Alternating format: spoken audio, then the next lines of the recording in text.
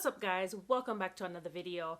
Today's video is all about landing that first job as a new nurse practitioner. I know it's hard to land your first job as a new nurse practitioner, so in this video I am going to be sharing with you guys how long it took me to land my first job and what the average is looking like to land your first job as a new NP, and also I'll give you guys some tips that will close the gap so that you guys can find your job sooner rather than later. So let's get into this video. So if you're new here, my name is Laurie. I am a family nurse practitioner and I consider myself still a newbie NP. I've only been practicing for 15 months. The first tip that I'm going to give to you guys, that your best bet to land a job quickly is going to be in the primary care setting, especially for my FNPs and my AGNPs. Your best bet is going to be landing a job with a primary care physician, internal medicine, or family physician who has their own practice and who also has patients in a nursing home setting as well as long-term care facility. Because number one, these physicians love us. They love nurse practitioners because we are increasing the revenue in their business and we're taking off some of the workload from them. Because Dr. B can be on the east side seeing 30 patients, and then a nurse practitioner can be on the west side seeing another 30 patients, and that is 60 patients that they're going to be able to bill for that day. And the big thing is, they don't care that we don't have any experience. I found that when I was looking for my job as a nurse practitioner, I was putting in a load of application in the hospital setting because in my mind, the hospital is where I was going to work. Guess what? Not so much, because as a FNP, I'm already limited in the things that I can do or the areas that I can work in the hospital.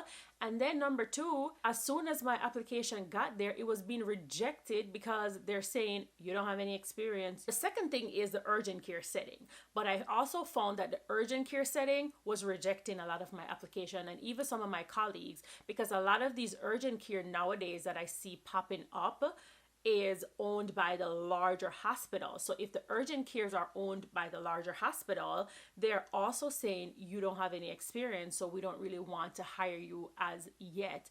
Now, where are you going to find these physicians? In the hospital, because I know a lot of us who go back to school to become nurse practitioners, a lot of us don't really work in the primary care setting. We don't really work in nursing homes, some of us, but most of us work in the hospital setting. You're going to talk to these physicians in the hospital. When these physicians come to your unit to round on their patient, and if you have a good rapport with whatever physician you have a good rapport with, I would encourage you just to say to them, hey, I am a new NP, or I'm graduating to become a nurse practitioner. Are you looking for a nurse practitioner, or do you know any physician that is looking for a nurse practitioner? You're going to have to open your mouth and ask for what it is that you want. And I'm telling you this because I wasn't really doing this, and a lot of opportunities went over my head. A lot of opportunities went over my head because the worst thing they can do is say, no, I'm not hiring. A lot of these jobs are not posted anywhere. A lot of these physicians are not posting these jobs on Indeed. It's through word of mouth. It's really through word of mouth. So if you don't know someone who's kind of in the realm and in the area with these physicians, you're not going to really hear about these jobs. My next tip for you is do not pick, choose, and refuse jobs as a new nurse practitioner. Trust me, don't do it, because we are in a position where we are fighting against a whole lot of nurse practitioners who's trying jobs. So when you start pick, choosing, and refusing, you're going to be refusing jobs until there's nothing left for you to choose.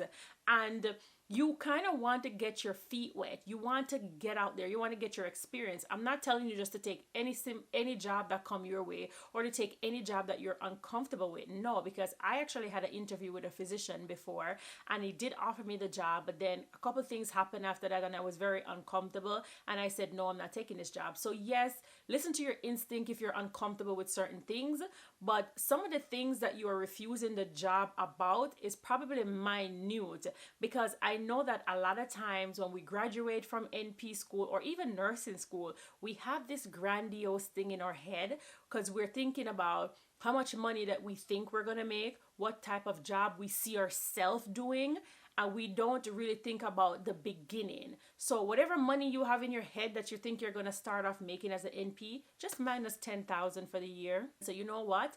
If I'm expected to make 100 and a physician offer me 90, I'm going to try to negotiate, but I will settle for the 90 for now. I'm just telling you this because a lot of times we really kick ourselves in the butt and end up losing out on an opportunity. Because I was one of those new NPs that graduated and I was saying, I'm not taking anything below this number, or I'm not working in this area. I'm not doing this. I'm not doing that. There was a lot of I'm not doing that I was saying without any compromise, until you look up and you've been looking for a job for 6 months, 9 months, 12 months, and you're like, you know what? Maybe I should have taken that job because it wasn't so bad. So make your pros and your cons. And if your pros is only 0.5 more than the con, I would encourage you to take that job to get your feet in the door, get your feet wet, so that you can put on your resume, I have 12 months of experience. I have 15 months of experience. The job that I am currently in, this is a job that was all on my cons. Primary care setting, I said I did not want to do that. Nursing home setting, I said, oh no, I'm not doing that. Wound care?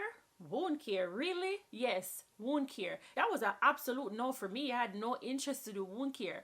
But what I'm saying is I ended up taking this job because I wrote down my cons and I wrote down my pros. There was actually one thing more on my pros that was on my cons for this job, and I said, you know what, I'm just gonna dive in and take it. And I've been in this job now for 15 months. So if I had not done that, I would not now be sitting here saying I've been practicing as ANP for 15 months, because who knows if I would have found another job. So be careful in how you're pick choosing and refusing job as a new nurse practitioner. The next tip that I want to give you guys is make sure that when you graduate from NP school, you are actually keeping in contact or in touch with your former students that you went to nurse practitioner school with, because a lot of these students are working in the field and they now can be your eyes and your ears. They're working around physicians and they're working around other NPs, and they will probably hear about jobs before you hear about any job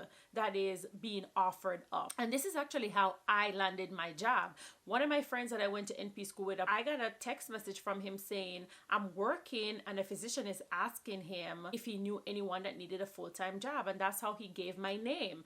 I got the opportunity to get the interview, and then I did the interview and landed the job. My next tip, make sure that you join a lot of these councils and associations for nurse practitioners. I live in Michigan, and there is a nurse practitioner council here called MCNIP. It's the Michigan Council of Nurse Practitioners. And as a student, the annual fee is cheaper. So if you're an NP student right now, I would tell you to join councils like these. If you live in another state, I'm pretty sure they should have some type of council like this in other states. But if you live in Michigan, I would definitely encourage you to join. When you're a practicing nurse practitioner, the annual fee is more. These councils have different dinners, and you get to go to nice dinners at nice restaurants, nice food, nice wine, and you get to listen to different speakers on different topics. Sometimes they'll get doctors from different specialties to come and talk. Maybe they'll talk about a medication, sometimes medication reps. And I'm not telling you to go because of the free food and the free wine. I am telling you to go because you're gonna go network. You're going to be in a room filled with nurse practitioners, with doctors, with physicians,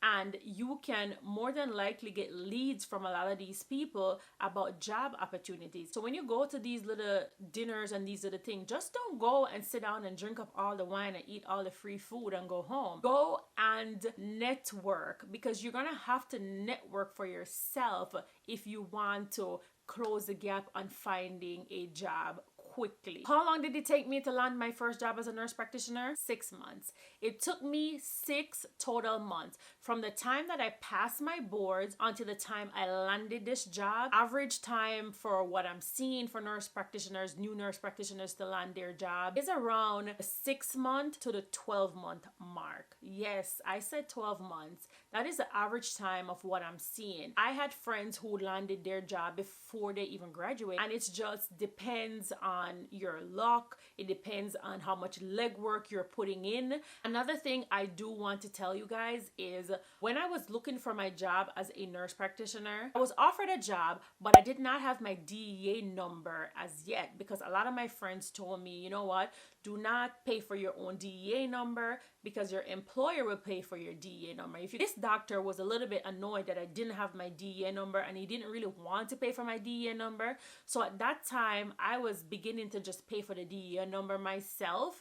I ended up getting this job, and my boss now, he did ended up paying for my DEA number. So I definitely would say, if you've been looking for a job for 9 months or 12 months, do encourage that you go ahead and pay for your own DEA number, so that when you land your job, this is not a hiccup in you not starting the job right away. Those are just a couple tips that I wanted to give you in hopes that you will find your job. And if you're looking for a job and it's only been 3 months, 6 months, or 9 months, do not get frustrated. Just keep going, keep trying. If you have not tried any of these tips that I shared with you guys, try to incorporate some of these tips to see how it will work out a little bit better for you. I hope that you enjoyed this video. I hope that this video will help you to land your job sooner rather than later. And if you have not yet subscribed to my channel, what are you waiting for? Make sure you subscribe down below and click that notification bell so you don't miss out on any of my content. And I will definitely catch you up in my next video. Bye guys.